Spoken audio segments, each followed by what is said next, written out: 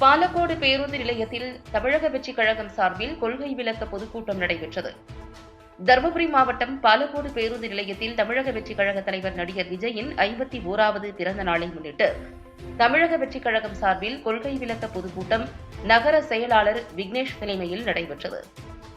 மாவட்ட செயலாளர் தாபா சிவா, ஒன்றிய செயலாளர் குமார், லயோலா மணி ஆகியோர் முன்னிலை வகித்தனர். இதில் கழக கொள்கை பரப்பு செயலாளர் அருள்ராஜா கலந்து கொண்டு சிறப்புரையாற்றினார்.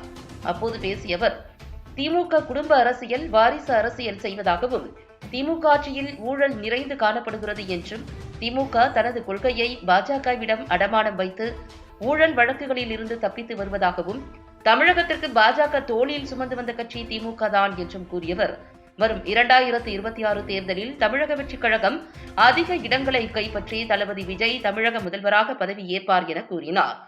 கூட்ட மேடையில் விஜய் பிறந்த நாளை முன்னிட்டு கேக் வெட்டி கொண்டாடப்பட்டது.